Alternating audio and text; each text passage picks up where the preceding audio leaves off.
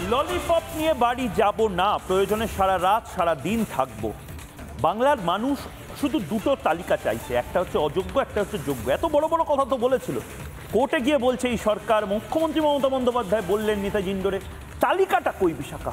এবং সবথেকে বড় কথা, পরীক্ষাটা নিয়েছে এসএসসি, পরীক্ষার জন্য যে বিজ্ঞাপন সেই বিজ্ঞাপন, বা চাকরির জন্য যে বিজ্ঞাপন সেই বিজ্ঞাপন দিয়েছে রাজ্য সরকার। দুর্নীতি করেছে রাজ্য সরকার, তৃণমূলের নেতা, মন্ত্রী, বিধায়ক। তাহলে এই মানুষগুলো যারা শুধু পরীক্ষা দিয়েছে তারা কেন এর মধ্যে, কেন তাদের শুধুমাত্র এর বলি হতে হবে? তারা এই প্রশ্নটা করছেন। এই যে এই বিষয়টা ময়ূর যখন বলছেন, তারা যে কাউন্সেলিং এর নতুন যে বিষয়টা আনা হচ্ছে এসএসসির তরফ থেকে, তারা বলছে কোথায়? এর আগে যখন সুপ্রিম কোর্টে এই বিষয়টা উঠেছিল তখন তো কখনো এই বিষয় আনা হয়নি। কাউন্সেলিং এর বিষয়টাকে কোনোভাবে তার কন্ডিশন আনতে পারে এই বিষয়টাই তারা ভাবতে পারেনি, কেউ কখনো উত্থাপন করেননি। আজকে হঠাৎ এই কাউন্সেলিং এর বিষয়টা আসছে কেন? এবং এই বিষয়ে যখন বলা হয় ক্ষোভে ফেটে পড়লেন প্রত্যেকে, এবং সেই সময় পুলিশের সঙ্গে চরম ধস্তাধস্তি, তুল কালাম এসএসসি ভবন চত্বর। দেখুন, তারা উঠে সকলে এসএসসি ভবনের সামনে আসতে চাইছেন।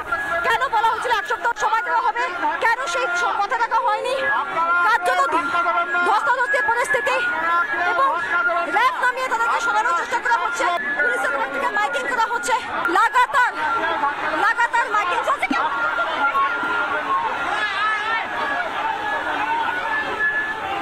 যত র্যাব অপর দিকে তাদেরকে পাঠাচ্ছে, তত উল্টো দিকে তত এগিয়ে আসছেন যারা আন্দোলনকারী। তারা 21 তারিখে আজও হয়নি, 21 তারিখে আজও হয়নি না হয়নি। যারা এতক্ষণ বসে প্রতিবাদ করছিলেন, আন্দোলন করছিলেন, তারা কার্যত উঠে এসেছেন এবং তারা প্রত্যেকে বলছেন তারা ভিতরে ঢুকবেন। পুলিশ লাগাতার মাইকিং করতে থাকে এবং এখনো ধাক্কাধাক্কি চলছে। সামনে র্যাব নামিয়ে দেওয়া হয়েছে যাতে কেউ ভিতরে ঢুকতে না পারে। দেখুন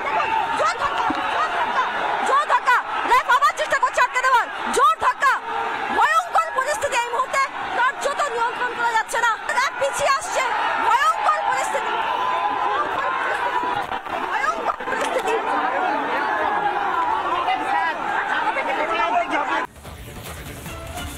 একমাত্র মুখ্যমন্ত্রী মমতা বন্দ্যোপাধ্যায়ের জন্য আজকে এই পরিস্থিতি, এই দুর্নীতি, এই চুরি এবং এই মিথ্যাচার।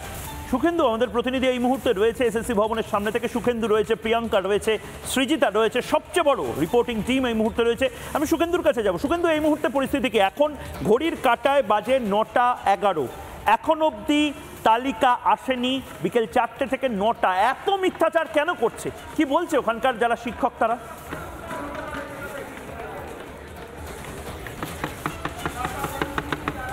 একেবারে দেখো ময়ূক, এসএসসি ভবনের সামনে আমি রয়েছি। তুমি যে কথাটা বললে যে 5 ঘন্টা 11 মিনিট পেরিয়ে গিয়েছে, তারপরেও যারা শিক্ষক, সেই শিক্ষকদের অবস্থান বর্তমানে রাস্তায়। তারা রাস্তায় বসে রয়েছেন সারি দিয়ে এবং তারা যোগ্য দাবিতে তারা এখন আন্দোলন চালিয়ে যাচ্ছে এবং তাদের সেই আন্দোলন চলছে এবং তারা বলছেন রাস্তা ছাড়বেন না। সেই ছবিটাই দেখা যাচ্ছে। দেখো, গোটা এসএসসি ভবনের সামনে তারা আটকে রয়েছেন, এমনকি যারা ভিতরে রয়েছেন তাদেরকেও তারা কোনোভাবে যেতে দেবেন না। চলছে চলবে আমাদের সংগ্রাম, চলছে চলবে আমাদের বিক্ষোভ, চলছে চলবে রুজি রুটির লড়াই, চলছে চলবে এই কমিশন ধিক ধিক ধিক কর, ঠিক ঠিক ঠিক কাজ এই কমিশন ধিক ধিক। বলার চেষ্টা করব। আপনি বসে রয়েছেন এবং এখানে এই যে আজ শিক্ষকদের অবস্থান রাস্তায়, শিক্ষকদের অবস্থান, কারণ এসএসসি 21 তারিখ ডেট দিয়েছিল লিস্ট প্রকাশ করবে, কিন্তু এখনো অবধি ওরা লিস্ট প্রকাশ করতে পারেনি। তাই চেয়ারম্যান ভেতরে আছেন, উনি লিস্ট প্রকাশ করে তবেই বাড়ি যেতে পারবেন, না হলে আমরা বাড়ি যেতে দেবো না। এটাই হলো বক্তব্য, তাই আমরা এখানে অবস্থানে বসেছি। আপনারা এখানেই অবস্থানে থাকবেন যতক্ষণ না আমরা আমাদের দাবি পূরণ হচ্ছে ততক্ষণ আমরা রাস্তায় আমাদের অবস্থান বিক্ষোভ চলতে থাকবে।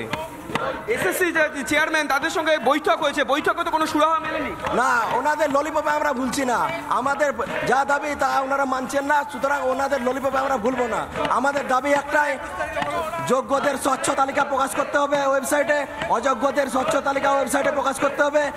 যারা এখনো পর্যন্ত টেন্টেড হিসাবে চিহ্নিত হয়েছে তাদের অবিলম্বে টার্মিনেশন লেটার দিতে হবে। এটাই আমাদের দাবি। নানা ধরনের কন্টেন্ট দেখার জন্য লাইক করুন, শেয়ার করুন আমাদের ফেসবুক পেজ, সাবস্ক্রাইব করুন আমাদের ইউটিউব চ্যানেল। পাশাপাশি অন্যান্য ব্রেকিং নিউজের জন্য অবশ্যই চোখ রাখুন রিপাবলিক বাংলায়।